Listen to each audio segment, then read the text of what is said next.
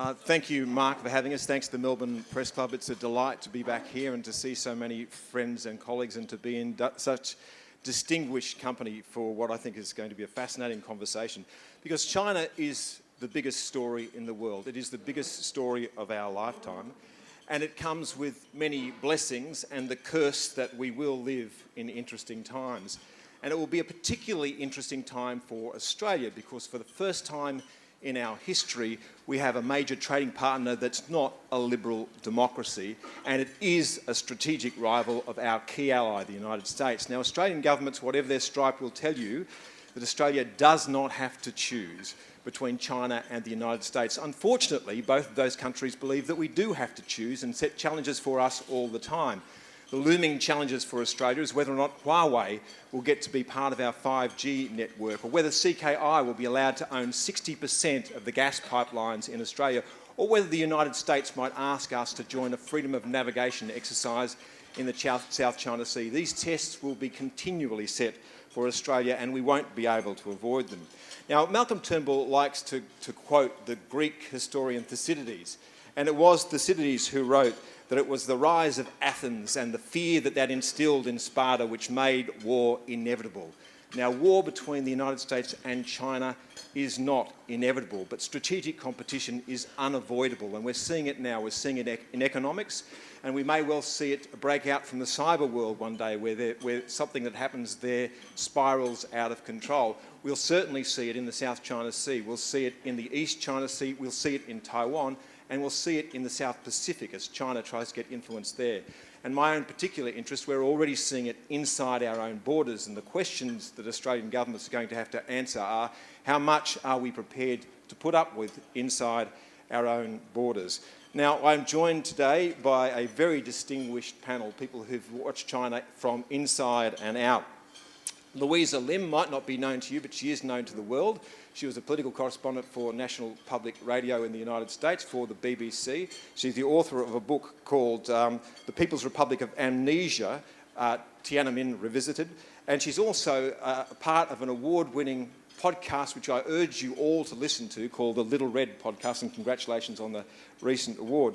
Richard McGregor will be known to many, and Richard has the distinguished career of having served in 3 different capitals, Tokyo, Beijing and in Washington, which gives him a very interesting perspective on those power centres in the world. Also an author, also recently published, and a fellow, I think a senior fellow with the senior. That's very important that I underline that, fellow with the Lowy Institute, and I urge you to read his books as well. Nick McKenzie would be known to absolutely everyone in this press club as the most distinguished journalist, I think, investigative journalist of our age amongst the field that is in Australia, in fact, still a pretty solid set of competition, and has recently, in the last couple of years, really focused on foreign influence campaigns inside Australia. So I thought I'd just begin by inviting our panel to say a few words about themselves and about their particular interests. And I know that we have a distinguished group amongst us as well, China correspondents, John Garner, of course, Rowan Callick, all, again, very, very well established in their understanding of this particular area. So, Louisa, I might ask you to begin. And one of the stories that you told me over the phone, because this is actually the first time that I've met today, is when you were writing your book and you were living in Shanghai or Beijing at the time? In Beijing at the time, you actually had a computer that was disconnected from the internet. Yeah, that's right. Thank you for your introduction. So I was working as a journalist for NPR, and at the same time I was secretly writing a book about the legacy of Tiananmen. And so I sort of became increasingly paranoid about how to write this book and how to protect my sources. So, I took all manner of security arrangements, so I never spoke about my book in my own house or in my office. I never talked about it on the telephone, not even to interviewees. I would call up and arrange interviews and not tell them what it was about until I was face-to-face. I never emailed anyone, I never WeChatted, I never mentioned it anywhere, and I had this computer that had never been online that I kept locked in a safe in my bedroom. And I think I felt that all of these precautions were necessary because you know, when you're a foreign journalist working in China for a long time, you are subject to the sort of full press handling of the Chinese authorities. And I'm sure Richard will also have his own experiences of that. But in my experience, in the 10 years that I spent in China, you know, that involved, you know, outright very overt monitoring and surveillance, being detained, being interrogated. At one point, we had death threats in our office. And when I moved from Shanghai to Beijing, I actually had my press card held back. They refused to give it to me for 6 months because they were unhappy with some of the coverage that I'd done. And they told me which stories they were unhappy about. So to my mind, all of these have really, I think, this informs the way I think about press coverage of China, and I think it's really important to have robust press coverage of China. And I think we do see that in Australia. But in order to have robust press coverage, and in order to do the things that I did when I was writing my book, you also need to have a corporation behind you, or you need to have a media outlet that's going to support you no matter what. And I think this is important and increasingly perhaps a challenge in Australia, where you're also facing, you know, defamation suits as well that can be cripplingly expensive. So it's always really important for me that I had, you know, NPR or BBC backing me. And I think that's one of the things that I would think about. The other thing that I worry about when I think about press coverage here is the issue of diversity. I think we've seen really great Australian coverage of China. We've seen experts, like a lot of these distinguished former correspondents who are in this room today, but I think there is a lack of diversity. There are too few Chinese speakers in the Australian media and in Australia in general in positions of power. And I think that's a real issue. And it's also, you know, an issue that we're seeing with the hollowing out of Chinese studies departments in Australian universities. And that's one of the things that I worry about when I look at Australian media coverage, that there just isn't enough of it. And there are too few people who are sort of crossing the divide, who are looking at Chinese press coverage. All right, and that's really the essence of what we're here for today. It's not just about the issue of China, it's about how we go about covering China with all of the issues that we've seen arise, particularly over the last couple of years. But I might just go to Richard, just in terms of giving us a sort of strategic overview, if you like, because you've done that. You've looked at for capitals from Washington to Tokyo to Beijing, to give us some sort of idea of the way that the world is shifting and the issues that that's throwing up for us. Well, at the start you mentioned this thing called the Thucydides trap. Sorry, lucky I can pronounce that word, not having drunk any wine. But you know, that, as you say, is this idea that, you know, a rising power is almost destined to fight an established superpower. This was the theme of I think the most successful book on China in the US last year, called Destined for War. And it's a kind of useful way to look at it, but I don't think it's the best way. In fact, Thucydides had another meme that he used when he was writing, and that is this. You know, the Thucydides trap you talked about is too much G2, US versus China. The other Thucydides trap or Thucydides theme is this. It's difficult to build an empire. It's even more dangerous to give it away. And I think that's a much better way of looking at the Asia Pacific at the moment for a number of reasons, because it's not just about G2. It's also about Australia, obviously here, Japan, Korea, all of Southeast Asia. You know, the US and China can't divide up the world between them. And also because I think we are at an inflection point, and in a funny way, we've reached an inflection point much more quickly, I think, than China realised. In other words, China has grown faster than it thought it would, has come further than it thought it would, and the US has declined in a relative sense faster as well. And that's highly destabilising because, you know, you can't just have China replace America. It's not possible. For all the sort of bad things, you know, big bad America and the like, if you think about it, you know, China has territorial disputes with Japan, Vietnam, the Philippines, Malaysia, Brunei, and Indonesia. So China just can't slot in to take America's place. And so the funny thing we have at the moment, actually, under Trump, and I don't want to have us all talking about Trump, it infects everything, but I think China is also worried about American instability because they're not ready to take over. I mean, nor are we, frankly. That's something we can come back to. China would like the US to go into kind of bourgeois decline in the region and slowly drift away. But we're reaching a point now where things are happening much more quickly. And I think that's focusing minds everywhere. I'll just add one more thing. Australia has a very intense and I would say welcome debate about China. We often think we're alone. In fact, this kind of debate is happening in just about every country in the world at different stages. Singapore has been in the Chinese tumble dryer a few times in the last year. Indonesia, to a lesser extent, depending on the Prime Minister. Germany, Canada, the US most of all. So a big thing about the China debate in Australia is look at what's happening overseas. Try and work with people overseas. Don't think Australia is on its own in trying to grapple with China. And the last thing, China is trying to grapple with China in different ways as well. And that's harder to see, more difficult to calibrate, but they've got their own issues as well. So they're the external forces, and let's think now about some of the internal forces, because for the last nearly 2 years now, Nick Mackenzie, and on occasions I've been joining him in this project, has been looking at what's happening inside Australia's borders when it comes to influence campaigns. And the most notable thing I guess we saw out of that was the Four Corners program. Nick, what is it really that you've seen over the last couple of years of investigating that? Thanks, Chris. It's great to be in the defamation-free zone as well. I love talking at the press club. I think it was partly a case of good timing. I recall John Garneau's frustration and then the frustration of Philip Wen, who replaced John as China correspondent at The Age and at Fairfax, that people weren't taking elements of the China story, and certainly perhaps our editors weren't taking it as seriously as they should. And they both had left. I do actually remember I was thinking to myself, John Garneau's a bit of a conspiracy theorist with some of this stuff. And then he said to me, Nick, why don't you take a look at it and actually apply your mind? And I knew nothing about China. I'd travelled there once or twice, but I was interested but knew nothing about it. And so the task I gave myself was to apply the China story, or the story of Chinese foreign interference, as apply myself as I would to any other complicated, in-depth investigation.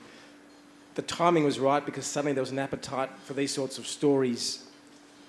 There was a really great collegiate approach in the press. So very early on, me and Chris Uhlmann said, let's work together. Let's double our sources. And most journalists out there who were on the same patch were extremely, extremely generous. I also went back to Rowan Callick's here, Rowan Callick's work, John Garneau's work, Philip Wen's work. I was given Richard's book. There was a huge amount of literature just sitting in the open there, which guided us, and then just applying that really good boots on the ground investigation practice. And I just want to give two quick examples. The best thing for us, even though we had help from various government entities, policing sources, etc., the best thing for us was the Chinese community. People within the Chinese community, when they heard that Four Corners and Fairfax was on the beat, began to, in some cases, reach out. A guy contacted me and asked me to meet him in a hotel room in Perth. And I went to Perth, and this person met me wearing a full face mask, a sort of smog mask, and wouldn't take it off. And he asked me to place my phone out. He took the battery out of my phone and he encased my phone in some silver foil and put it in the corner.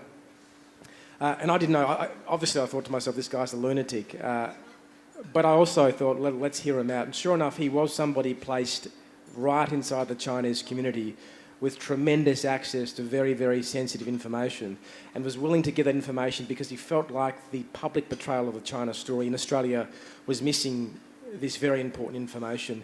A guy in another state said to me, the proprietor of a Chinese language newspaper, he claims to be free of the Chinese state, but in fact he's getting paid secretly by the Chinese state to put out his newspaper. It's a propaganda entity.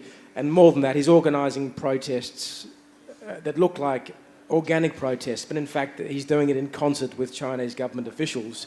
I said, well, how can you prove this? So this guy snuck into this person's enterprise and took some photos on his mobile phone of some of the protest material that this newspaper proprietor had arranged to be produced with the Chinese embassy in a certain state. So Chinese members of the local community wanted this story told and reached out to people like me and Chris to tell it. So just applying with no real deep expertise, applying can I find evidence, how to find it, and then assessing that evidence. And the bar for us was the defamation courts. How can we prove this to the balance of the probabilities? And in fact, I think in many respects we went a bit too soft on the Four Corners story, but I say that here, sitting here facing significant litigation, which perhaps says more about our system of defamation than anything else. Now, just to add to that briefly, so, one of the things that Nick and I are precluded from speaking about today is a court case that we are involved in, but can I just encourage people to pay attention to those cases and the defences which we're allowed to use over the course of the next little while, and John Garno's been involved in one as well, and see whether or not that you believe that defamation law in Australia allows us to do our job in a way that would alert the Australian people to things that they probably have never thought about. Most people in Australia would not know that almost all of the Chinese language media in Australia is essentially controlled by Beijing. Most of Australia would not know that Chinese officials go into our universities to drill students on occasions when a leader might be coming so that they can stand in the way of someone who's protesting for Tibet, for example. Most Australians don't know that MSS agents turn up in Australia and actually threaten Australian Chinese. These are all things that I think the Australian public needs to know, and we're yet to get the message out strongly enough. But some of the ways that it operates is more subtle still. And so I'd like our panel to address briefly, and then we'll start taking some questions. The United Front Work Department. It was what Mao called one of his three magic weapons. One was the party, the other was the military, the third was the United Front Work Department, which is the way that China works, particularly with the overseas Chinese community. So could you, Louisa, just tell us a little bit about that? Before I do that, I just wanted to add a couple of words about the defamation situation in Australia, because I myself had experienced to a very small degree the kind of impact of the defamation laws when I was doing some reporting on the Confucius Institute, which had been set up as part of the Ministry of Education in New South Wales. And we wrote a story about this for The Guardian, and we had a couple of lawyers that went over it. And I've been reporting on China for actually 25 years at this point. But I was amazed at the amount of legaling that they did, the fact that they took out people's names, they took out, they excised bits of quotes, and they took out facts which had already appeared in the Chinese media, in the Chinese language media. They took out, things that had already in the public domain. And when we queried all these, they said, well, this is a very high-risk story. Although we do not know if the Confucius Institute actually has standing to sue in Australia, we still have to be careful. So to me, that was a really interesting example of how chilling that can... I'll go one further on that. If you can identify yourself in a work of fiction in Australia, you have access to the defamation courts. I've written 3 works of fiction and spent a long time with defamation lawyers on works of fiction. In the first book, they asked us how many people might identify themselves in this book, and we said, 14. And I'll never forget sitting down with not one but 2 defamation lawyers with HarperCollins when we were going through this, and the lawyer and the barrister clearly had been forced to read our first book. He obviously hated it. And he said, look, mate, I usually can help people through this, but there's a character in this book, the Defence Minister. Really, you have him having an affair with a Chinese Matahari. There's a case in court in Sydney at the moment. It sounds a little similar. We say we're kind of aware of that. Well, could this person be female? Because we've done it a bit. No, we need a male defence minister. And I said, well, what if they had a disability? What if we put him in a wheelchair? And the barrister's face lit up. And he said, that would work. And then I said, oh no, look, there's a sex scene with that minister. And we're having a hard enough time writing sex scenes without trying to work out how you do that in a wheelchair. So we left that out. And I said, look, he was in the CFMEU. What if he'd had an industrial accident? What if he'd lost a hand in an industrial accident? And the barrister said, yes, let's do that. And I said, what if he had a hook for a hand because he's a menacing character and he would brandish it on work sites? And so that's the only reason the hook's in the book, to avoid defamation. But Louisa, back to the original question, the United Front Work Department, what is it, how does it work, and why should we be interested in it? Well, the United Front Work Department it's been called a secret weapon. And it's really the way that China kind of spreads influence and wins friends overseas. It's often used to reach out to groups which are traditionally seen as less sympathetic to the Communist Party cause, so businessmen, returned Chinese, people like that. And we see in Australia, you will not see, you know, an office with United Front Work Department or you know, on the nameplate, but we see a lot of United Front activity in all kinds of different spheres. So often you may have, as Nick talked about, radio stations or newspapers which are being used as vehicles for Chinese propaganda you know, which run Chinese Chinese language news outlets which are being used to spread China's message and tell China's story. But we're also seeing the establishment of all kinds of associations, so non-government associations. So it could be a religious, you know, the Buddhists Association of some Guizhou or something. So something like that being set up, and often these will be United Front Work Department organizations which are kind of used to reflect and guide public opinion, but also used in a propaganda sense. So when there's reporting on something in China, you know, a Chinese reporter can go to this person and get an interview, and they will say, this is what Australians think, and this is what Chinese Australians think, and they will parrot back the Chinese line. So it's a way of really amplifying the Chinese message. And I think it's important to remember that the media in China is not like the media in Australia. It's not an ideological watchdog. It is the lips, the throat, the mouth, the eyes of the party. And so it's, you know, it is an ideological tool designed to do political work, and the United Front Work Department is a way that this happens overseas. Richard, I know that you actually wrote a chapter on this which was left out of your last book. Well, I kind of just didn't finish it, you know.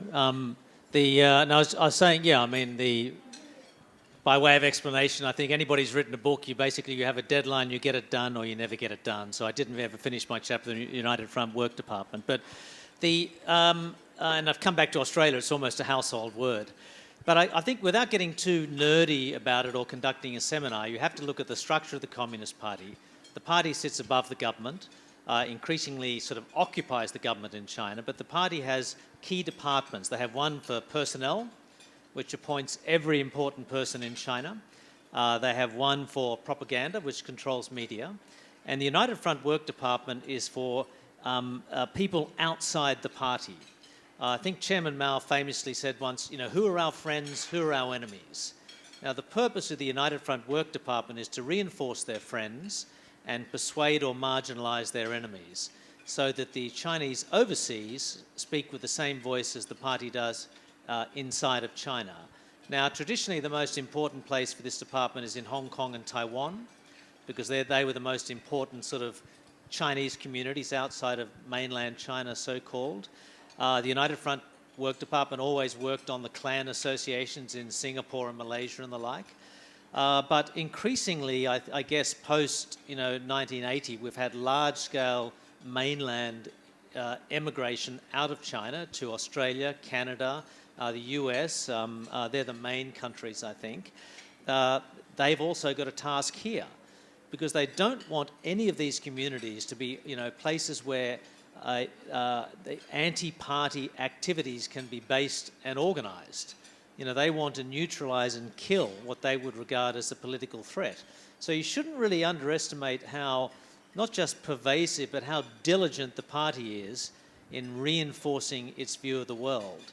And that's what you see happening in Australia. Now, not everything, I should say, is United Front Work Department. You do have, Chinese people, quite naturally, proud of what's happened in China. So we have to be careful not to behave like they do and not to see the world as singularly as they do, and understand there can be a variety of views in the community. There's some we agree with, some we don't. But because it's sort of secret in a way, underground, just remember in Hong Kong, the Chinese Communist Party is still not a legal organisation. It is still not registered. It is still an underground organisation. So with a lack of transparency, it's a very difficult thing to grapple with, and that's what I think we've been trying to do through the works of Nick and the like in Australia for the last couple of years. And Nick, you've seen the sort of entities that do this work in Australia. For example, the Australian Council for the Promotion of the Peaceful Reunification of China seems to be very strongly linked to this. It's one of the things that really struck me is how much some of the United Front bodies in this country are hiding in such clear, plain sight. And again, I recall thinking it just simply cannot be that something that looks so obviously like a United Front body is a United Front body, because if it was, surely its patrons would not be the Right Honourable Ernest Wong and Philip Ruddock, and I think Gough Whitlam briefly was, and Bob Hawke, so on and so forth. The good and the great of Australian politics, many had aligned themselves with this organisation, wittingly or not. And I simply presumed that surely these people would be engaging in some sort of due diligence. It was so easy to confirm the fact that the ACPPCR, you write to them, you say, are you United Front? I think they say, of course not. How dare you? By the way, we'll sue you if you say we are. Then you go to their own website. It's that easy. I often say that the best friend of the investigative unit of the Age is Detective Google. We just, there's a lot of stuff hiding out there.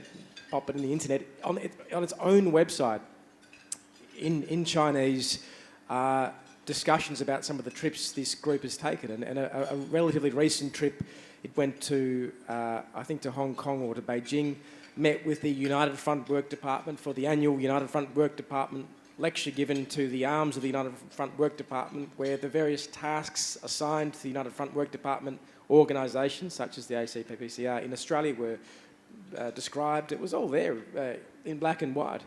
The organisation itself was not hiding the fact, at least to a Chinese-speaking audience, that it was a United Front Work Department organisation.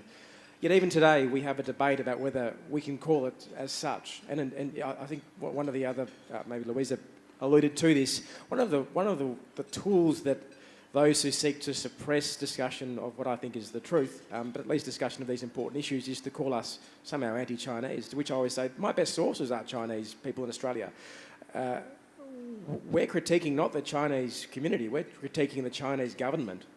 This is a government entity, and we should be free to examine especially its interaction with politicians. And just a last thought, the amount of interaction it had with politicians, it was so great, again, it surprised me that surely some pollies have done their due diligence. The most outrageous example being the head of this organisation, Huang Xiaomo, saying to the Labor Party, I've promised to give you $400,000, but because Stephen Conroy has said some things that I find displeasing about the South China Sea, I'm going to not give you that money.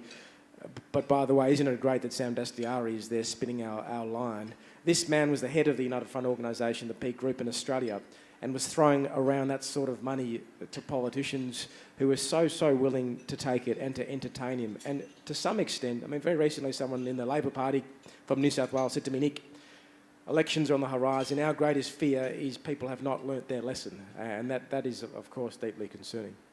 Now, look, I'm happy to take questions at any time now, so if you just want to stick up your hand if you have one. I see there's a gentleman at the back of the room. I don't know if there's a microphone. Yep.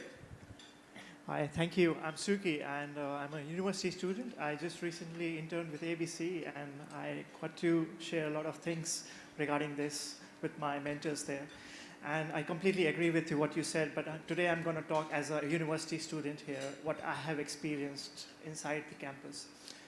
When I came, I'm from India, I came as an international student here 2 years back, and one of my best friends I made was from China, and he told me something which I completely ignored it. But then when I saw in the media, I saw ABC covering in Canberra that there are some Chinese students who are spies, so-called. And then I read Clive Hamilton's book, and which was more controversial. But I completely not agree with Clive Hamilton's, but some part what he has written, there is definitely some facts, and which is going inside the universities, which cannot be ignored. Because I have felt this, I debated this with my lecturer in uni, and he said, no, you can't say there is massive influence inside university campuses of China. There's equally influence of America here as well. So he was also right. But what's your opinion on this inside the university, what's happening? And especially China is a big market, definitely, after that. Louisa works inside Australian universities. So. Explain yourself. So I teach at the University of Melbourne. I teach journalism there. And I mean, I think the issue of Chinese influence inside universities is extremely complicated. I mean, certainly we're seeing universities showing an increasing financial dependence on money from Chinese students. And, you know, in some cases, almost all the research funding comes from money from the Chinese students, because Chinese students are now the biggest market. I think it's something like 170,000 Chinese students a year. So, you know, a lot of universities do look at these numbers with some concern because they're so dependent on that funding. And we've also seen ways in which Chinese universities Australian universities are doing partnerships with Chinese entities that I think are very interesting and call into question exactly what is happening. One example that we were looking at was the Torch project at UNSW, which brings in $100 million of funding for UNSW, partnering with 33 Chinese companies, including companies like Huawei, which has a sort of long and controversial histories. But I mean, when it comes to the issue of student spies, I think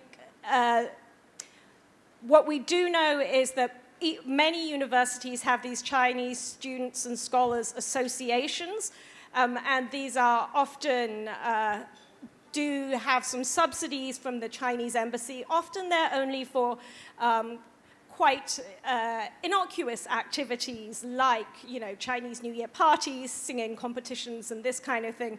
But at times they're also used to mobilize students. For example, when there were rallies welcoming the president, and, you know, to a certain extent, some of the students who turn up, who go to those rallies, are students who choose to be there because they're proud to be Chinese. There are others who are mobilized by the CSSAs. So I think this is something that's happening across the world, and we're seeing a lot more reporting, in-depth reporting in American campuses, where they're putting fires on the CSSA's accounts, and they're actually seeing how much money is coming from Chinese embassies. So I think, you know, it's a complex situation, and it's different in every university. And of course, it does not mean that there are all these student spies across campuses, but it is something that Australians should be aware of at the very least. Oh, well, I guess, yeah, I mean, with all the students here aren't spies, and that's silly to mention it like that, but there is a difference. We all have our criticisms of the US on many different levels. If a US student was in Australia and led an anti-Iraq war rally, I don't think the FBI would be knocking on his parents' home back in Wisconsin or Michigan. But if a Chinese student becomes a political activist here, then his or her family will hear about it. You know, they are different systems. And we just have to be aware of it. I'm not saying, you know, I'm all in favour of Chinese students, and I hope they all get a great education, carry back something from Australia to China. But, you know, the system follows them here, and it doesn't with other countries. Nick, you had an example of that in Four Corners. We had a really powerful example of a guy who was pretty... he was a bit out there. He was certainly an activist, and his parents were visited once or twice in China by an arm of the Ministry of State Security, and it was extremely. I mean, just imagine that, getting the call from your father saying, "Please stop protesting in Brisbane, because we've been asked to tea once, and if they ask us to tea again, it's not going to be good for us. We may lose our jobs. We may end up incarcerated." And you should say, Nick, being asked for tea in China is a way to come into the police station for a chat. Indeed.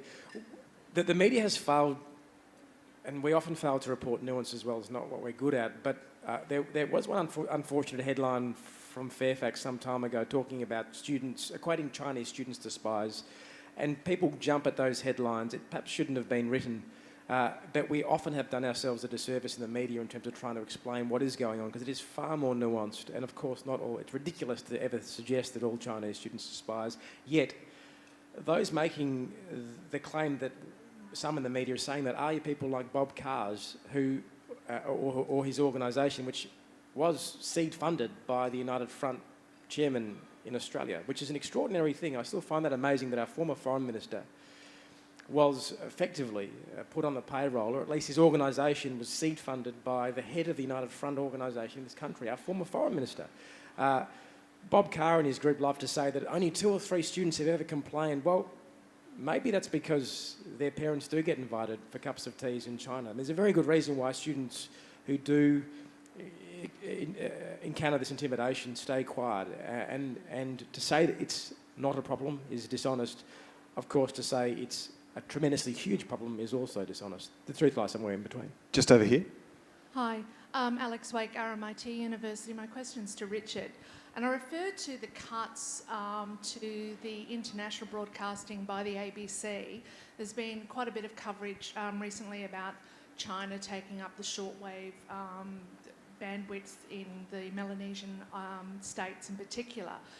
But if Australia has turned its back on the Pacific and will not provide the emergency broadcasts, then why shouldn't we be saying thank you, China, for at least looking after those communities? Well, I don't think we'd say thank you, China. I think we'd say how stupid are you, Australia? Of course, if Australia leaves a gap, if Australia sort of leaves the playing field, then they're leaving it for others to fill.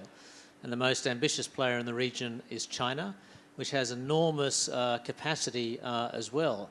Hopefully that will be corrected in some respects, except, of course, with the current government, and I don't want to get in my hands too dirty on this, they won't give the ABC or a public broadcaster any more money.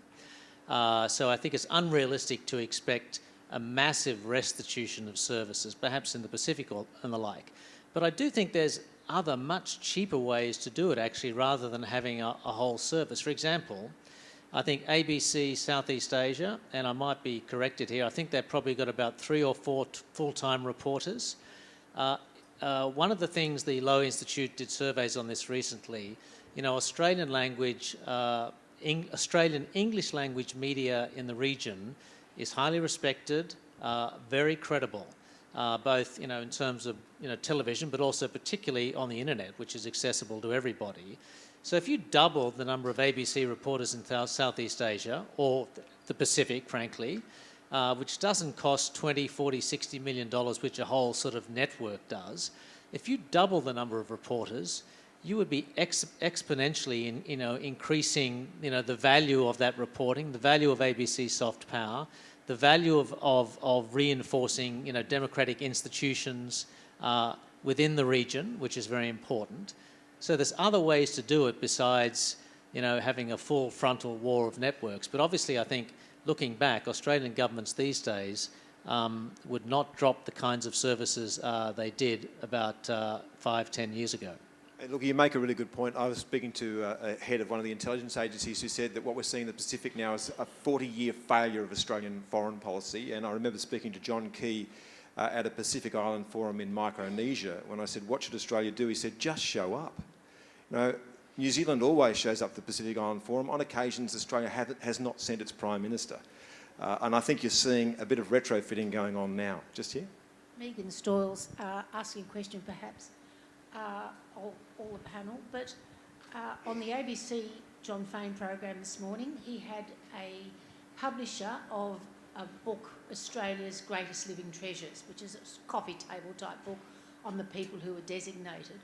And she said that the book was being printed in China, and the printer got back to her saying, or the publisher got back to her saying, the printer's come back to us saying, we have to excise one paragraph in the book that referred to a quote from the Dalai Lama praising one of Australia's greatest treasures. It's just one quote in a sort of an 80,000 word book. And she said, well, what are you going to do? And the publisher said, we'll take it out and we'll print it in Malaysia. Now, how much of that sort of reverse action is going on, and what can be done? Can anything be done to combat it apart from taking the book away from the Chinese printers?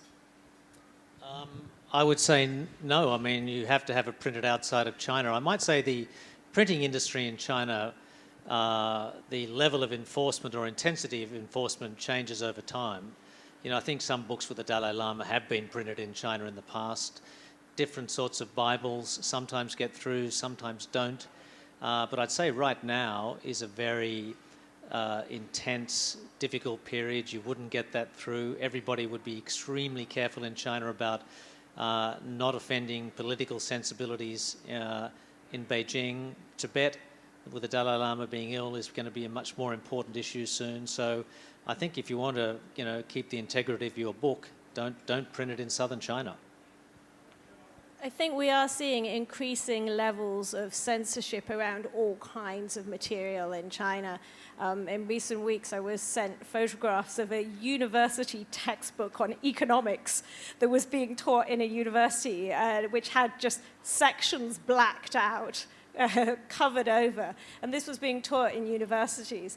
So, I think that we're seeing, censorship at all kind of levels of the publishing process, and also censorship of material written by foreign journalists. I think we're increasingly seeing things not getting through the firewall or not appearing in China. And I know that when my book came out, there was a review in The Economist, and every copy of The Economist that had that review had those pages torn out when it arrived in China. So no one in China who was able to read those reviews. And I think those are the kind of things that we are seeing more and more of.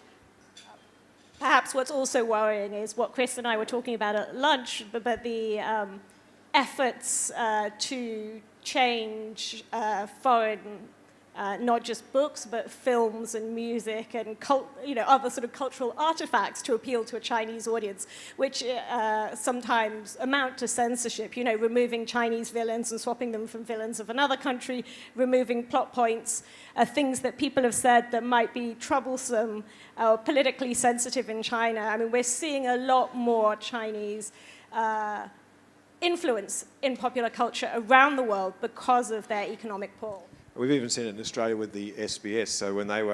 So they've got lots of different groups that translate inside SBS into different language groups, and they had a particular problem with those who were doing the translations into Mandarin, not exactly matching what was in the stories in English, and that's broadcast inside Australia. Rowan?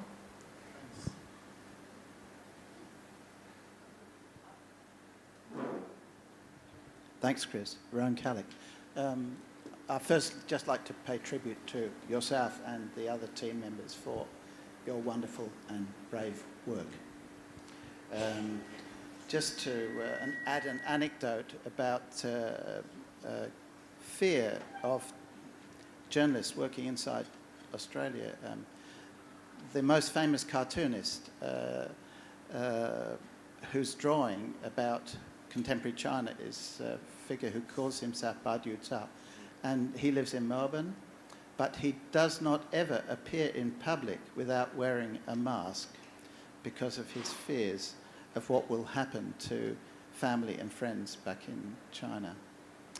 Cartoons, of course, are banned in China. There are no political cartoons can be published online or offline. I want to make a point about what astonished me when I returned from China quite recently from living there, was how amazed I was how little Australians knew about how much China had changed. So under Xi Jinping, who inaugurated what he calls a new era for China, China has changed extraordinarily in its ambition, its purposefulness, its centralisation, its personalisation. And these things seem to have largely gone past us. Now, very important that we're writing about the impact on us in Australia, but it's kind of like we're interested in the ripples, but there's a tsunami there that we haven't really focused on very much at all. And I think this is a pity. It's rather like as if we'd, in the first half of the 20th century, been writing about the rise of the Soviet Union or Germany or the United States through their impact on Australia rather than what's happening there. And the context of coverage of China is we have 5 organisations covering China. So there's the ABC, SBS, the Financial Review, Fairfax, and my own old paper, The Australian. And that's it. And our experience, I think I can say this collectively, is that no story that does not include Australia in the intro can reach page 1 or can reach near the front of a broadcast bulletin. So very important stories about China are consigned inside or further back, or you have to keep clicking through to find them.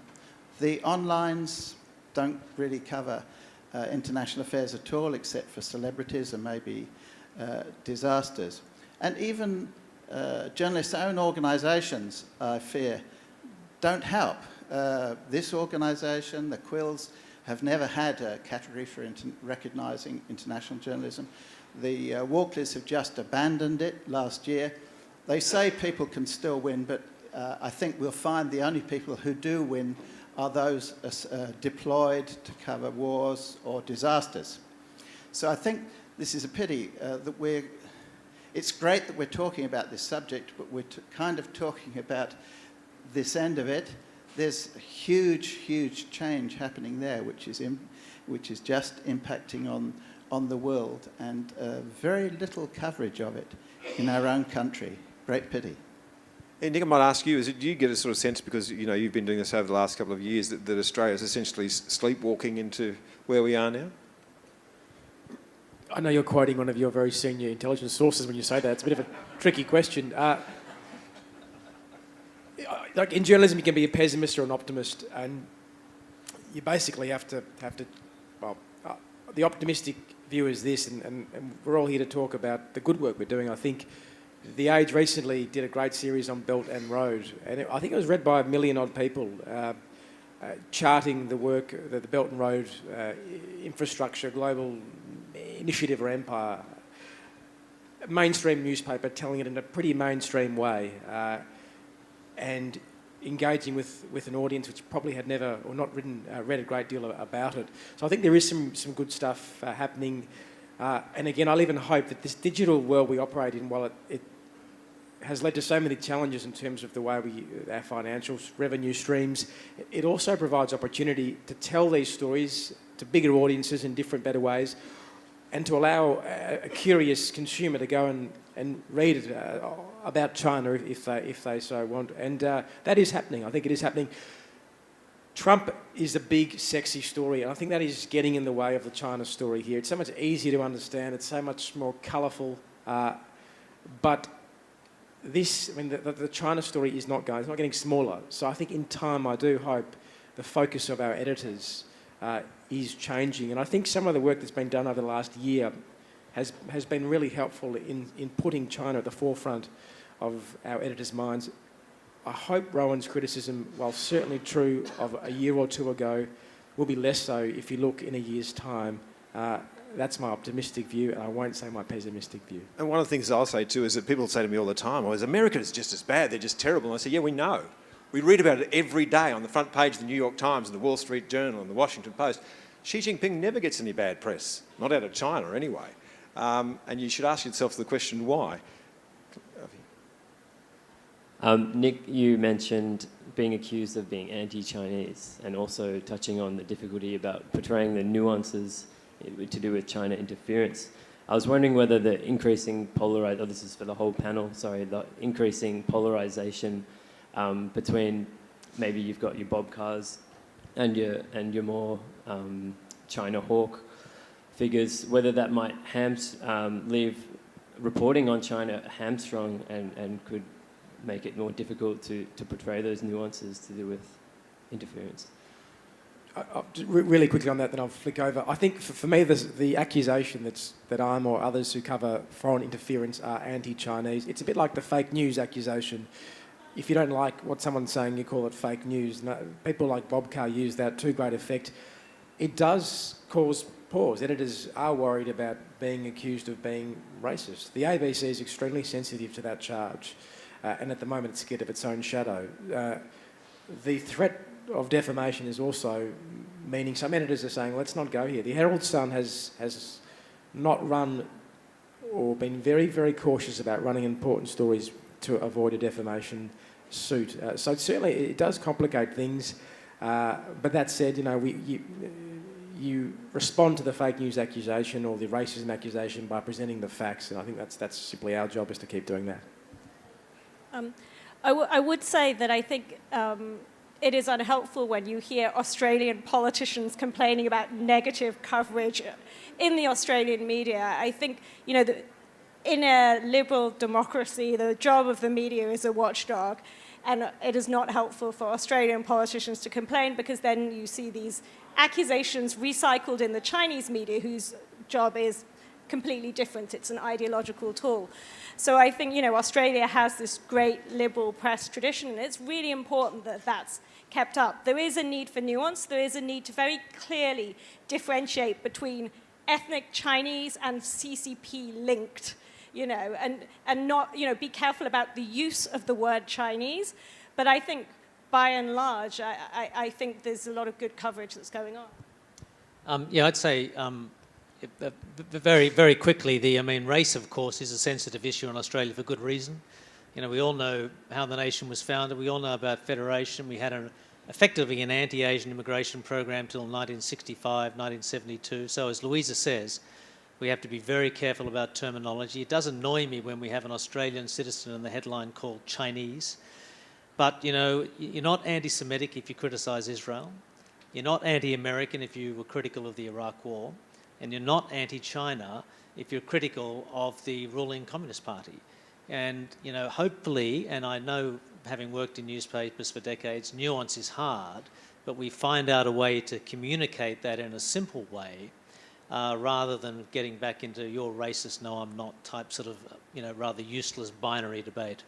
Yeah, I think the important point that you make too is we're talking about the Chinese Communist Party here. We're not talking about Chinese people in general. And I have to say, when I was at the ABC, after Four Corners, I was approached by someone very senior at the ABC who said, "You've got to be careful that this doesn't get racist." And I remember saying, I wish that they were expletive deleted Russian, because that would make the job a whole lot easier. Barry Donovan, Melbourne Press Club. The question relates to universities in Australia, and a leading national Australian university Vice-Chancellor mentioned to me earlier in the year that because of the cutbacks in federal government funding, that there was increasing and huge reliance on overseas students, especially on Chinese overseas students. So I was told that the numbers that you've mentioned are very large, and increasingly in major universities, including Melbourne, that they depend enormously on the funding that comes from the Chinese students and the numbers. So the question really relates to, especially with you working in that area, do you find any difficulty in the policies and what you're teaching these students who have come from China, presumably about Australia-Chinese relationships, and where you feel that the emphasis should be? And do you feel that there is any pressure that ever comes through either on you, but more importantly, on those students who come from China and may spend 1 year, 2 years going through and being taught by people like yourself and being given a certain policy emphasis, which is fair enough, any threat that when they do go back, that they do have created a problem with themselves when they return to China because there are policies which the Chinese government would not agree with?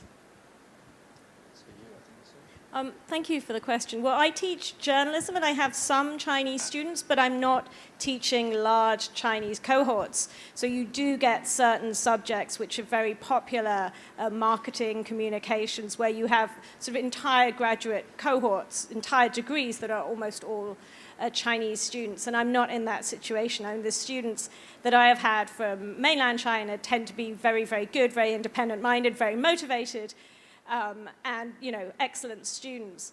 I have heard from other people who've had large cohorts of Chinese students that they have difficulty discussing sensitive topics deemed politically sensitive, like Tiananmen and Tibet, Taiwan, in the classroom, simply because students are scared to speak.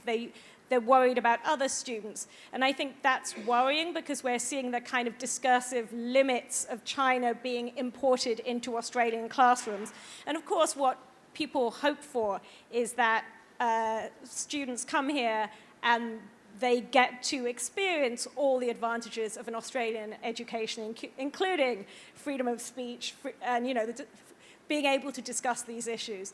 So I think, the large numbers of Chinese students do raise issues when it comes, but not in, I've heard some complaints about that, but I think in many cases what you're seeing is students who come here and who have very good experience and, who go back and take that back with them. But I would say, as an aside, the other issue with large numbers of Chinese students is the fact that we are beginning to see them being used as a tool of economic coercion by the Chinese government. And at the time when the debate about foreign interference was at its peak towards the end of last year, we started seeing these warnings in the official Chinese media that Australia was not safe for Chinese students. And we're seeing more and more of these reports. It's too early to tell whether it is affecting student numbers or not, but I think that's certainly a data point that people should be watching. Well, yeah, on the students thing, it can become a tool. I think the latest intake of numbers of Chinese students was even higher than the previous year. When those figures came out, I remember in the Australian newspaper, the first paragraph said, Chinese parents have defied their government by continuing to enrol in Australian universities. And I kind of thought, what a ridiculous way to write it, because the Chinese government hasn't really started to talk about this. Yes, there is a warning on the website, but these are decisions made by Chinese families, Chinese individuals, with the help of agents who are the important gateway. So if the Chinese government wanted to cut it off, they could, but it would be a very drastic thing for them to do. First of all, the rest of the world would see them punishing a democracy for basically doing basic national security housekeeping. And the second thing would be that this is the fruits of modernization for China. Their students can go overseas and get an education that they can't get at home. So yes, I think the universities have become over-dependent on Chinese students, and I think we'll see a slowdown. I think, frankly, that would be healthy. Whether it's a really government-induced slowdown from China is yet to be seen. All right, look, there we're going to have to make a finish. I know you're all busy people. The days of the very long lunch in journalism are well and truly over. You've got jobs to go back to and no doubt filing an enormous number of words or whatever it is platform you're filing on at the moment. So thank you all for coming. If I could just make one last plea at the end. As I say, Nick and I are a little constrained in what we can say about this. All I would say is that Australia's defamation laws are being reviewed at the moment. New South Wales is the lead jurisdiction. There are some important cases that are coming up before the courts at the moment. Usually the media likes to all go its own way on things and revels in the pain of another organisation. Let's not be like that on this issue. There is a serious reason for us to get some significant change, if we can, to the defamation laws in Australia. Otherwise, I fear we will be unable to do our jobs in future. Thank you so much for coming.